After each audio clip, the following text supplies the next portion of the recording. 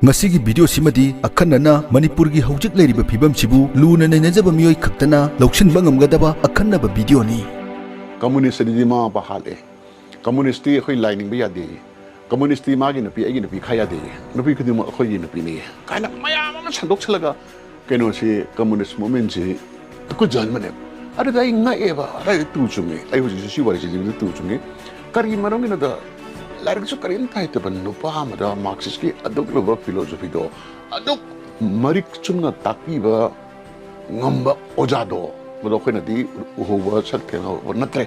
adugo mai magundo ta da khoi hujibuk tu chunge ba sigi sentiment je kari man ne da irabo leramadi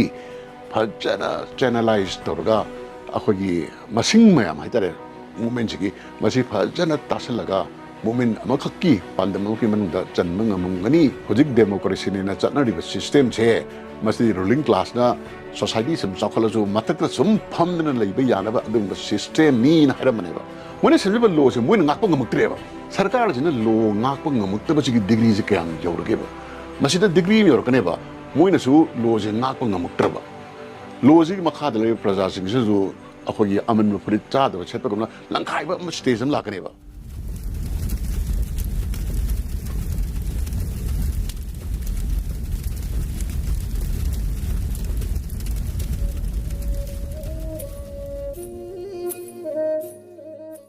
Lagan ba Hijam irabochi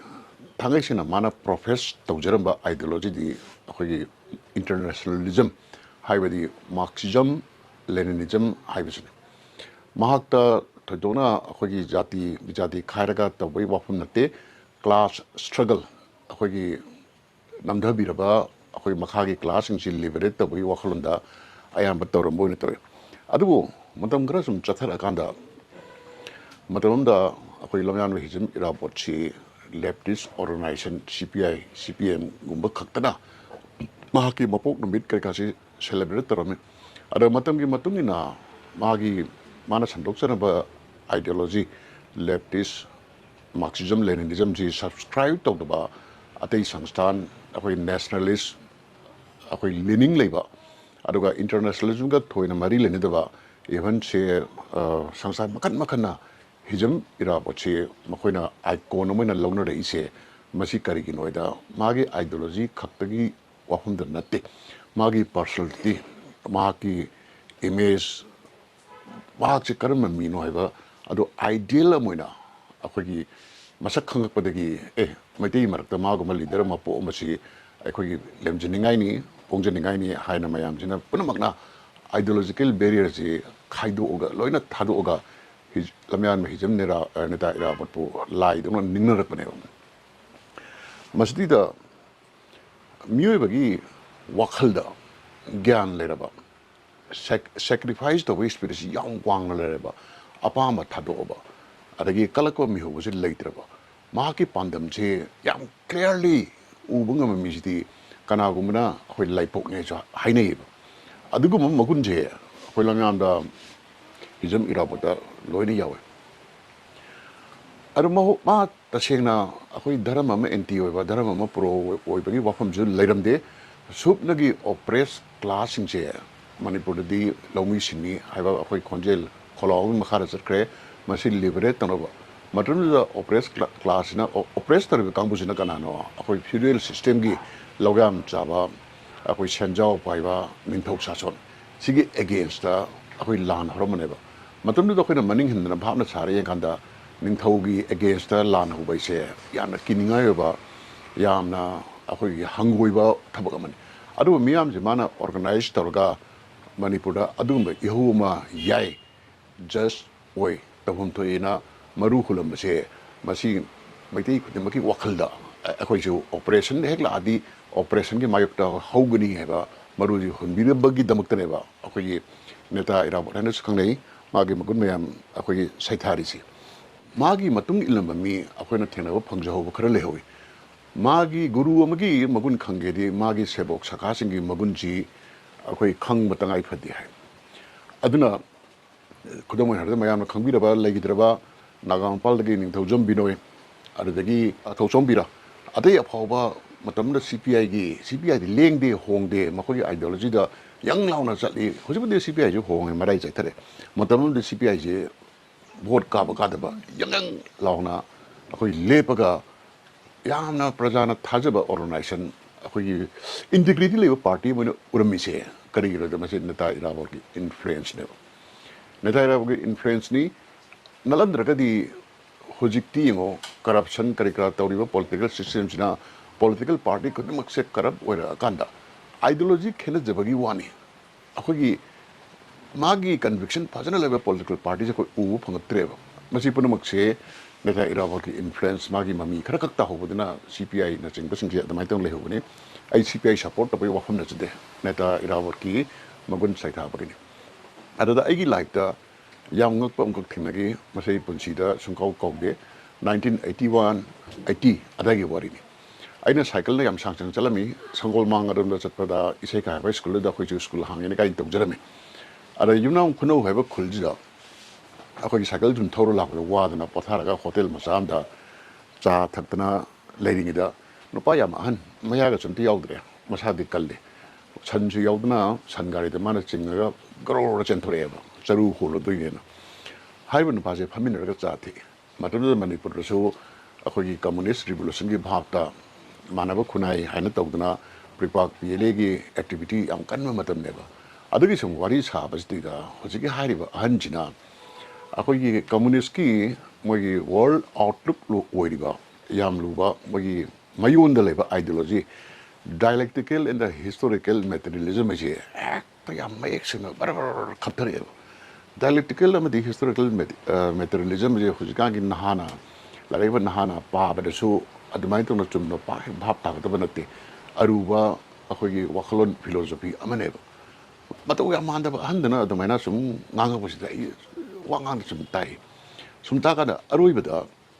matam da communist literature khara sum padna aina khangja bajo khara yaure adada aina sumta basi mai si yam chumna khoi sum ngang basi ingakna cha thamin boloraga akhoi khura khoi life lesson di kamain ta hoya yam luwa philosophy da kamain khanguri no ha kana mana khongi basi ibo khoi ibo baba hite khoi khobi soini adada yam luwa kamain khanguri raiba akoi ahan ibogi manakta ai kochen chenadana kuina phamjare ada mana tambiram bani hareba mana ahli bungo hari je akoi lamyan ba hijam irabot puneba maji mogi dai awang lo yang kuina lera me haiba ada dai nga eba ada tu chungi ai hoji si wari ji libi tu chungi kari marong na da larik su karim thai to ban no pa ma da marxist ki aduk lo ba philosophy do aduk marik chungna takpi ba ngamba ojado bodo khoi na di uhowa sak theno natre adubo mai magundo ta da khoi hujibuk tu chungeba adudagi akoi thotona khalamde dui mangda adu ai neta era bodo sidi chumnagi inthogi mayok ta la hobu kaktana tna marks di angakpa oja mani aduni kain wakhal khanba horkiba makha tarpada mana iramba sei mayam akoi bengali gi revolution art handopani hai amani hai adagi matamda neta era bodo leramba jaga singda awang the maruina akhogi khalli ba wakhlon mayam je atei iman manadaba akhogi palauda aphaw bala lobum le rami moiga semati state committee yaro pane adubo irabo da khara khara no missing je makhogi lamcha chajat personality je mayam iken keneba akhogi yam satina positive oiba meter masa masuda moi thuna duel tawde leba ke ajo bo issue karino hybrid sing je khange aro saigi matangda tanja saringida ai kari unta haijauke akoi marxism leninism ani sina punna tambiri se leiba amada akoi ahong porokpa matamda tangka amada revolution nai se tau dabi yaroi na hai ado netaira baki matanga so akoi kono wari dasbane netaira bonadi akoi khulai paraga khutha base mase matam khara ngai gizi na akoi poche mature oidri praja consciousness e mature oidri hena father ga thamjida mage matung ilamba matung I yam kheriba masama phoba thona phoba na kaya sina ngaingam dana akoi khulai thabagi lamche hana junction gibadagi mage eo se mai pap ko ngam gidabani na mage matung ilamba hanjina haigi beso ai ningsang jarieba ada sigi matana so world ki ihan hanba bolshevik revolution bu lead togiba akoi Vladimir Ilyich Lenin na magi larikta iba ma I thengnayeba magi wari sum paw kanda akoi revolution maruina khulai pare khulai thara che masigi timing si am luiba masi matang chadradi revolution bu abort tobani logani haina irame premature attacks here revolution do abort tobani na len masamne am haime ara len gi wari desu sumane yawe akoi neta ira par tawkiba adugumna makha de leriba younger kader mayam jina lan bamrina hawrasi miot mini je khang mangam dana damain tarka len sam kham lebida len masam se makoina revolution ni mai bot le pa mira ina chingna bagi stage ho yogi go adada matang chap sarkana len na khangudna hojik now it is time to akoi attack ina harak aga timing chap chana hogi badagi Russia the Great October Revolution and the Kanariba Bolshevik Revolution Jemai Pakir. Ada the Sigi Matanga Nasagi Ahandana Habiramba historical and dialectical materialism to change the Karino Yawem. Change the Sorana Anitonakai. Akogi quantitative change Habama. Are Amana qualitative change Habama. Quantitative change is the Kainoda Akogi Masak Kang the Gay. Change ma lakpa pon rombudna akogi qualitative change kaweba hojiki hanagi saktam di kaidna adum di leyaga akoi manungda change ma sum lakpa khudamena praman tabukanda ising je 0 degree digi kaji sum sagale temperature se kaji sum sagale adaga 100 yarokanda ising ne na masakchung khangda manin wolaga chatkidna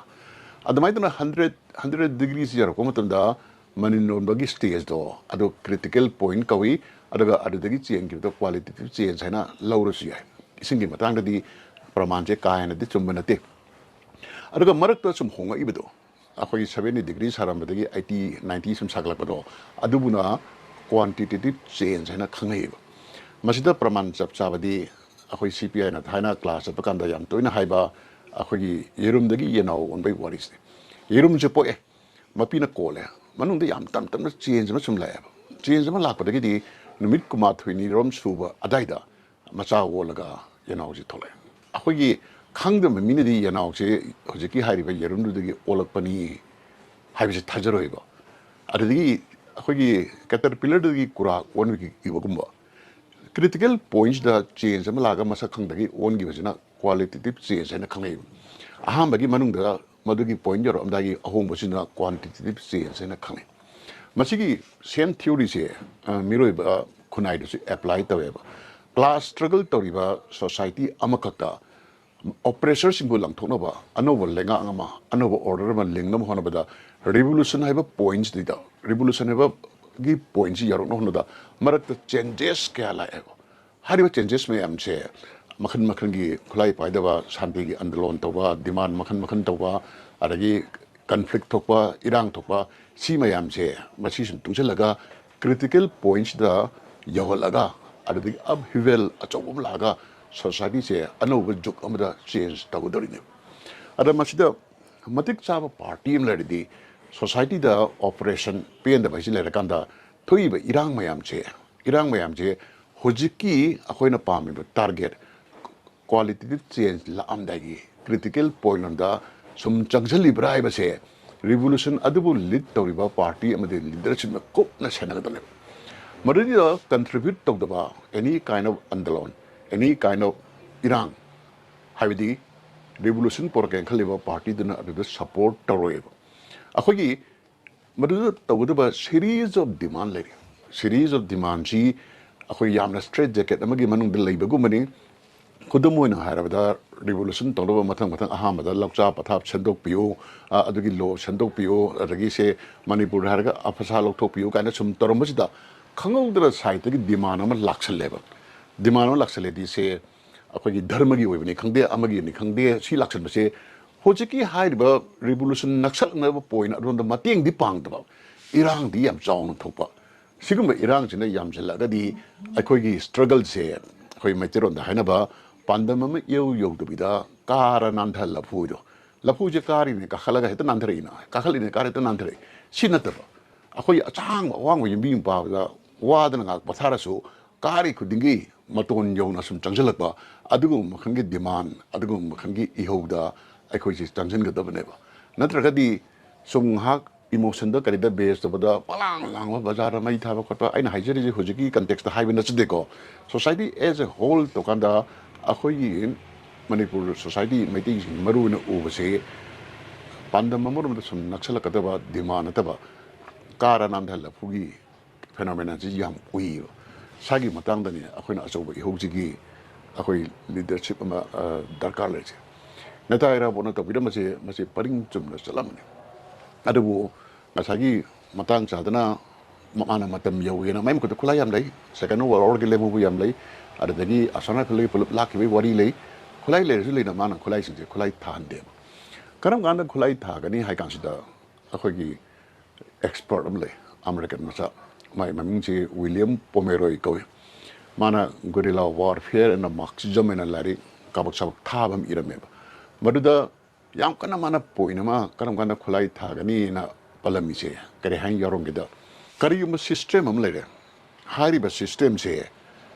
ruling class na law khangde jail khangde any kind of system che makhoina yam nungai na sason toba adaga makhoina ruling class dum oiba na ba system am akhogi capitalism gi higher form da layeba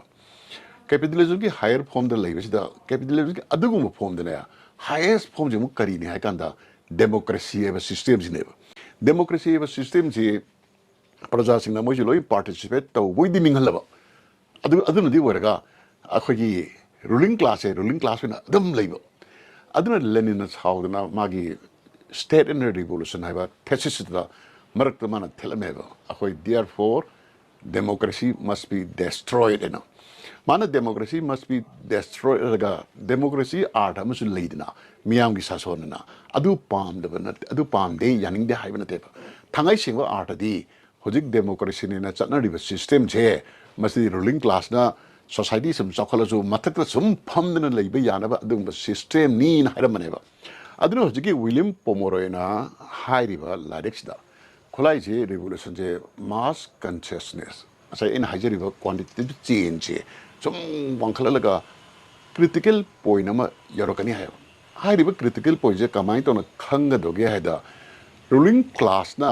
niyom am seme ba akhoi oppressed class go working class amadi lomi simi namdana ba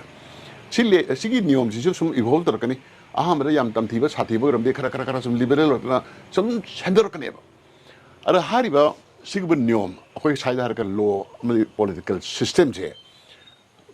masdida ruling class masigi system ji makhada hingma ngamuktra oppressed class hariba system ji makhada hingma ngamuktra adugum timing ma lakpa matamda revolution gi khulai thabagi timing je chap chare na harameba arth di akhoi masi aina hojik manipur context akhoi praman to ko pache kya di pamjite karina dar manipur revolution proxy haina hauri ni na mayana chatkini na aduna chati ngasi neta ira worki chama kontre chuba mapok na mista mana pamjaram ba ideology gi matang da aina khangjaba khalda ngangjaba ne khudum na harda 1958 northeast assam da lalaw nandan nabne na ruling class na habi sarkar jina akhoi armed forces special power act se akhoi thamjale hariba armed forces special power act gi makhada praja mayam je ware adu armed forces special act gi makhada provision kharaj yauri adudi mi ma phaba matamda marshal yaudani civil police yaudani nupi police yaudani sibuni semjaba law ni ko mone semjaba law se moina ngakpa ngamuktreba moina hari masi akhona kupna khandaru dobagi tawgi oneba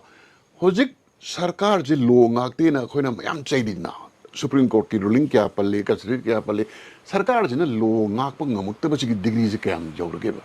masi da degree mi yorkaneba moina su law je ngakpa ngamuktraba law ji makha de praja sing ju akhoi aman furit cha da chet pa langkai ba stage am lakaneba mare hekta hore instance amani phangme akoi khulai paira je habi wafam na te ko adugi critical point je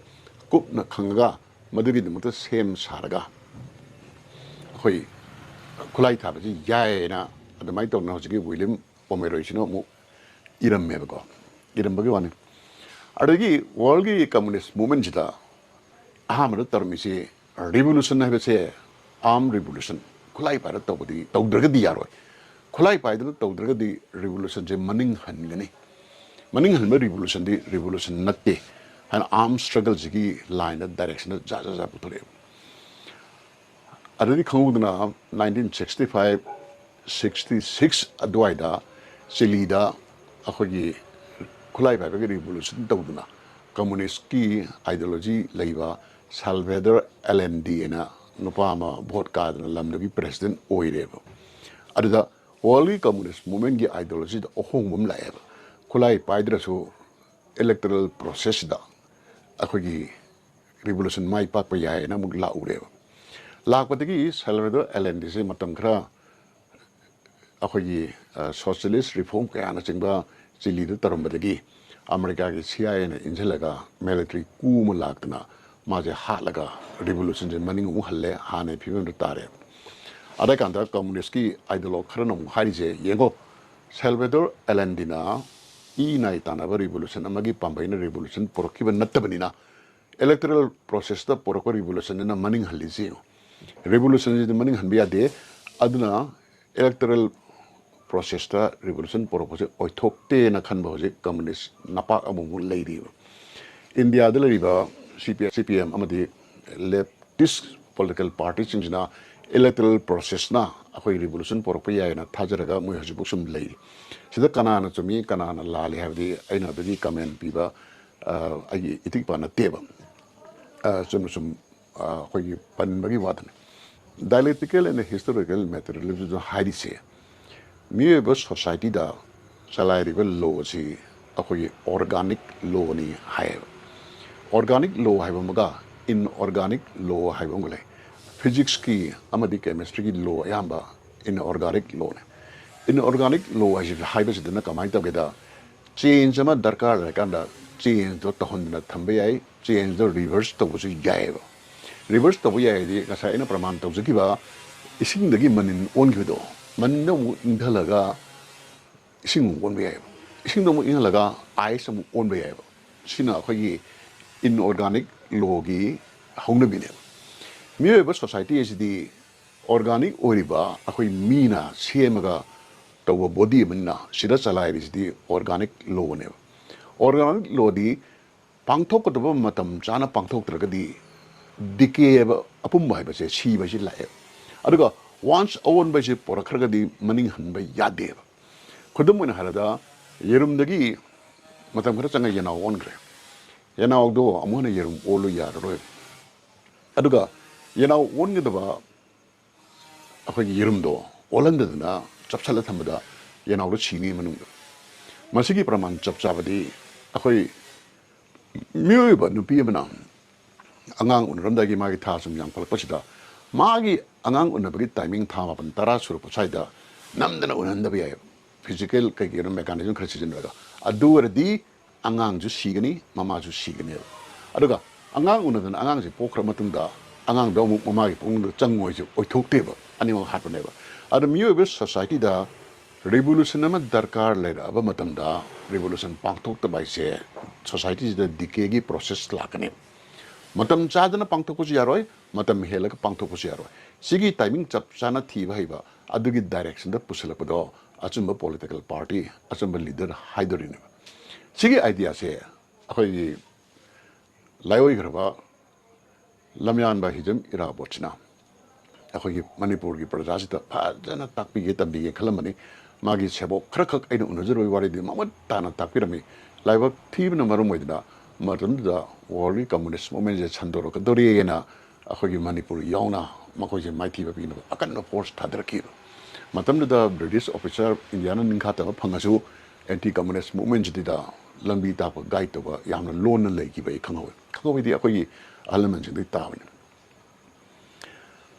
kamai tawgeda prasarna matam the police forces solely mapangan kande paramilitary force ke ale ganate aro ayamba arana prasarna propaganda na iraba ke movement je muthan ge ne communist kaino khangpote aduna mayana kari hain san dokeda communist di ma ba hale communist ti akhoi lining ba yade communist magi napi agi napi khaya de napi khudi ma khoi napi ne kaina mayam ma sandok chalaga kenosi communist movement si tuku jalmane madagi propaganda ki wari mayam legre adwaina tuku jalaga neta ra ban khona jariba akhoi myam si iman chet ba freedom am phangna ba khona ba si mai da yengna mana sandok ba propaganda ne hendo kre adai mai movement ji manung da su akhoi gi matang jadna khulai thaning ba adagi revolution ga mari le na ba arm action kaya tarpa masagi maranai laman kumbu ko para chana ba adugum ba yawgi da bajunate yawi sigum punu makchina akhoi police ki action na kanjala pane akhoi yam tangba amuna manipur poroi magam mi mai anirexna pokane thajde yam tuna hojikan gi leriba leader sing jiga changdun ba chungya ya banate mahaki sacrifice ne clarity of idea ideology vision masi adugi mati wang wan nupa ne ba adamai tan manipur gi thado chen graga Myanmar manungda Burma mana topa political party amahul inkalame Burmese Communist Party se masida white flag red flag and khaibni mana linkalama party do koi na survive tabne ekara mano kawre white flag red flag like adamai na Burma manungda su awon bama miot minigi against the lep na pangamba acho party ma linkar pinami araga Myanmar manungda ma che nonga ki bane na tai oza ngasi mak manipur da thokliba phibam irang asida lamyan ba hijam irabot ki relevance atu amutang thambiyo neta irabot ki relevance ti manipur thoi ba irang iho kudim adum legene hojik thamari surba iho jida khoina uri si akhoi atamnaba aknaba pandam ma akhoi thori ta ba matam da thori gi fiber mayam do punjanaba ya ba iho je madu poklong na tadri hojik se cookie singna separate administration amadi me gi taung de thole hinsa mayam jina maro moidna maitei singi maruna specialist dida anti cookie movement anti cookie sentiment jina khwai wang na lei adu mu pali ba sarkar jina akhoi moi mathau mangam tohum tokase prajana pena mamong da tawngam da bagi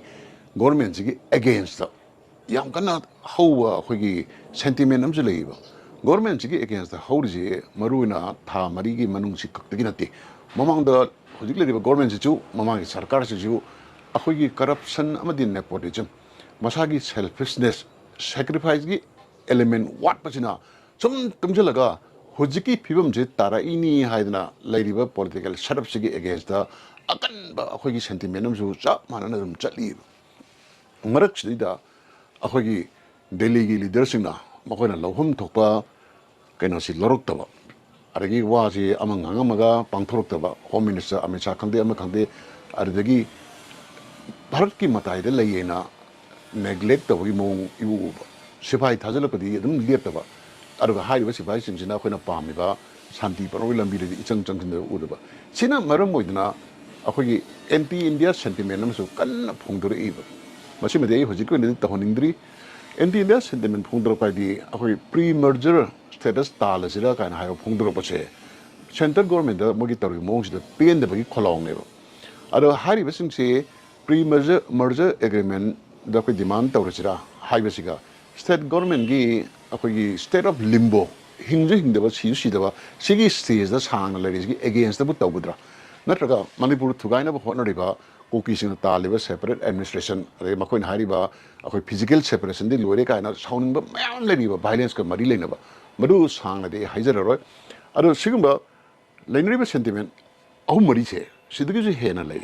marak sidida akhoi paisa pa mioi sidi nungai na panda masa masu thadok tan lei makoi di lanj da aki ba nungai ta karin da pokte kaina tawa sentiment mayam ju ur sigi sentiment che kari man neta irabo leramadi phajana channelize torga akhoi masing mayam haitare movement ji masi phajana tasalaga movement amakaki pandam ki manungda janmang amungani aduguma leader do hojik manipur da ude aishima thamjake akhoi neta irabochi magi strategy amadi ideologically yam ka hena sound oibada natra markchi masa mathan da tamjaba akhauba akhoi tactician amsu oirame tactician haiba ardi akhoi pairaki loksing haibtare police na mabu phage na tana basidi da hona da banate yam hona yama che maruda ina taja wari khara sum mayam da share to je ihana da magi followers na awang da le followers na live matungina akhoi ahlai bungo se yum da kariyam da mirot wer kana tummine na phida tharga ꯀꯥꯡꯍꯜꯒ ꯈꯜꯂꯒ ꯇꯨꯝꯈ꯭ꯔꯦ ꯑꯗꯨꯒ ꯅꯣꯡꯉꯥꯜꯂꯛꯄꯗ ꯃꯥꯁꯦ ꯃꯐꯝꯗꯨꯗ ꯍꯦꯛꯇ ꯂꯩꯔꯝꯗꯦ ꯍꯥꯏꯌꯦꯕ ꯍꯥꯏꯗꯤ ꯃꯥꯒꯤ ꯐꯣꯂꯣꯋꯔꯁꯤꯡꯁꯤꯅ ꯂꯣꯏꯅ ꯆꯠꯈ꯭ꯔꯕ ꯃꯇꯨꯡꯗ ꯑꯇꯣꯞꯄ ꯃꯐꯝ ꯑꯃꯗ ꯍꯣꯡꯗꯣꯛꯑꯒ ꯑꯗꯨꯝ ꯕꯔꯥꯕꯔ ꯇꯨꯝꯃꯦ ꯍꯥꯏꯌꯦꯕ ꯃꯥꯒꯤ ꯆꯦꯛꯁꯤꯟꯕꯒꯤ ꯆꯥꯡꯁꯤ ꯌꯦꯡꯕꯤꯌꯨꯀꯣ ꯍꯧꯖꯤꯛꯀꯥꯟꯒꯤ ꯑꯩꯈꯣꯏꯒꯤ ꯅꯍꯥꯔꯣꯟꯁꯤꯡꯁꯤꯅ ꯃꯗꯨꯒꯤ ꯄ꯭ꯔꯦꯛꯇꯤꯁꯇꯨ ꯏꯟꯕ ꯉꯝꯒꯗ꯭ꯔꯥ ꯍꯥꯏꯕ ꯑꯇꯣꯞꯄꯅ ꯄꯨꯂꯤꯁꯅꯁꯨ CID kaya ꯊꯥꯗꯣꯛꯇꯅ ꯃꯥꯁꯦ ꯐꯥꯗꯣꯔꯕꯅꯤꯅ ꯄꯥꯔꯇꯤꯀꯨꯂꯔꯂꯤ ꯁꯤ ꯌꯨꯝꯁꯤꯗ ꯂꯩꯔꯦꯅ ꯁꯣꯏꯗꯦꯅ ꯑꯩꯈꯣꯏꯒꯤ ꯄꯨꯂꯤꯁ ꯃꯌꯥꯝ ꯆꯪꯗꯅ ꯀꯣꯏꯁꯜꯂꯦ ꯄꯨꯂꯤꯁ ꯃꯌꯥꯝ ꯆꯪꯗꯅ ꯀꯣꯏꯁꯟꯕꯁꯤꯗ CIDꯁꯤꯅꯗꯤ ꯄꯥꯎ ꯄꯤꯔꯝꯃꯤ ꯃꯇꯝꯗ ꯃꯣꯕꯥꯏꯜ ꯐꯣꯟ ꯋꯥꯌꯔꯂꯦꯁ ꯀꯌꯥ ꯁꯤꯖꯤꯟꯅꯗꯕꯅꯤꯅ ꯆꯤꯟꯅ ꯄꯤꯕ ꯄꯥꯎꯗ ꯄꯤꯔꯝꯃꯒ CIDꯁꯤꯗꯤ ꯊꯩꯗꯣꯛꯑ ꯂꯩꯈ꯭ꯔꯕꯅꯤ ꯍꯥꯏꯔꯤꯕ ꯌꯨꯝꯗꯨꯗ ꯆꯪꯉꯨꯕ ꯀꯥꯟꯗ ꯀꯅꯥꯝꯇ ꯂꯩꯔꯝꯗꯕ ꯑꯩꯈꯣꯏꯒꯤ ꯅꯨꯄꯤ ꯑꯃꯈꯛꯅ ꯑꯉꯥꯡꯁꯦ ꯑꯩꯈꯣꯏ ꯕ꯭ꯔꯦꯁ ꯐꯤꯗꯤꯡ ꯇꯧꯔꯒ ꯐꯃꯨꯡꯗ ꯍꯤꯞꯄꯒ ꯂꯩꯔꯝꯃꯤ ꯑꯗꯒꯤ ꯄꯨꯂꯤꯁꯁꯤꯡꯗꯨꯅ ꯀꯅꯥꯝ ꯂꯩꯇ꯭ꯔꯦ ꯅꯨꯄꯤ ꯑꯃ ꯃꯃꯥꯅ ꯃꯆꯥ ꯈꯣꯝꯃꯤꯟꯗꯅ ꯂꯩꯕ ꯀꯥꯟꯁꯤꯗ ꯗꯤꯁꯇꯔꯕ ꯇꯧꯕ ꯍꯧꯅꯗꯦꯅ ꯃꯇꯝꯗꯨꯒꯤ ꯄꯨꯂꯤꯁꯁꯨ ꯈꯔ ꯙꯔꯃ ꯂꯩꯕꯅꯤ나 ꯑꯗꯨꯃꯥꯏꯅ ꯊꯣꯛꯂꯛꯑꯀꯥꯟꯗ CIDꯁꯤꯗ ꯍꯪꯕꯖꯥꯠꯅꯤ ꯅꯪ ꯍꯥꯏꯕ ꯌꯨꯝꯗꯨꯗ ꯂꯩꯔꯝꯗꯦꯅ ꯏꯔꯥꯕꯣꯠ ꯃꯦꯝꯕꯔꯁꯦ ꯃꯇꯝꯗ ꯏꯔꯥꯕꯣꯠ ꯃꯦꯝꯕꯔ ꯍꯥꯏꯅ ꯈꯪꯅꯩꯌꯦꯕ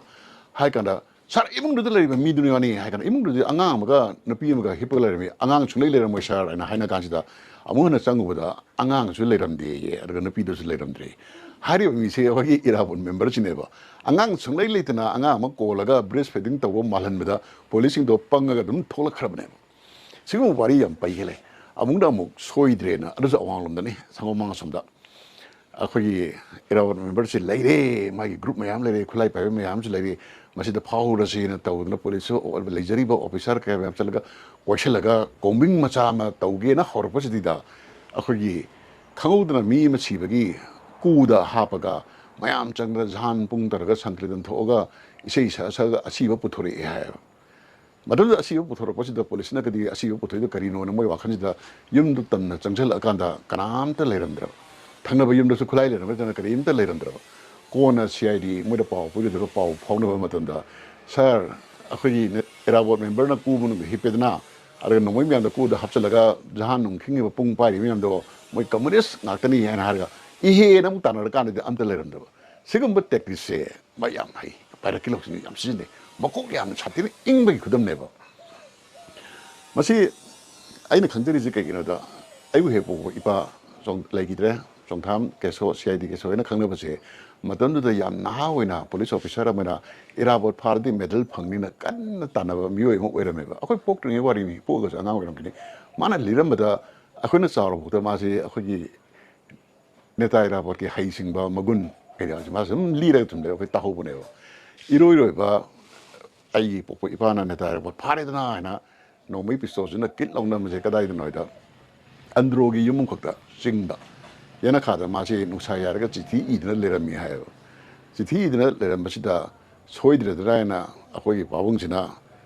이라버도 다이봉고 거기 하금들 다이봉 찐비르 노는 에피소드 탑래 간다 에 내가 이 파드리로 내가 이 밥은 건 뭐다 하니까 노페따로가 자라자라 원탁이던 티브 강들에 해봐 증지도 원탁이다 아두나 아이 바즈는 리람마다 내다이라 보고지 아로이브네버 만에 이런 버지 티까리가르디 방해 하이 바자바자바 얌 이름이 하이 세가지 얌 이름이 하이 아두가 마니푸르디 마두나 마기 아로이바 아코기 दर्शन 하이따레 아레디 마제 칼레가 바르마다 여우그레나 파우 따에나 아두마나 아이고 보고 바제는 리비라메고 아두더기 내내 좀 그렇게 강조되는 마야는 셰어 들으지 마치 텍니스 파르키 록싱이지 마고 얌 랑오미네 한나온 거든데 마고 얌 사티나 꿀로이고 이모션 그래가지 컨트롤 들어가 리저닝 아마디 아코이 그득그득이 보통 거지 아두고 미워이 무슨 거이고 마제 안악바 아파와 아코이 보이드 무슨 마니 이런 세련 그러니까 매암 착너리 위치시기는 더 바티 그야 뭐름스 레이 바브지 야우 그래 바브다 뽕닝 투투 우바 리볼루션 가이지 해도 영닝바 아마 오이나 우이 아이스 많이 탐적게 아이나 아로이보다 매양의 마품다 마치 람얀바 히즘 이라보트기 자마 군트레 수바 마포 고원 발런지다 인 하이저닝 바디 소사이티다 토이바 이호 강대 이랑 강대 산티 강대 행사기 몽 강대 마시 뿌는 먹제 아코기 반덤마 담마가 아나워 사마자마 더 부설럭나버기 아코이 매암제 아마나 뭐 토리 따선을 따선을가 토리 싱제 마기 그는 싱제 랑라스기 마토이 토리 솔리 딸레 컨티뉴티 레로 따설라가 야나 아칸 맞았다가 아두고 몸에 아무름다 정신나봐 원하면서 해가 아필제 아이 아로베다 따라가 일신자게 땡큐 ngasigidamakta di matang asida tenchin jari mityeng tabiriba pumnamakpu RK production gi maikai dagi thagat jari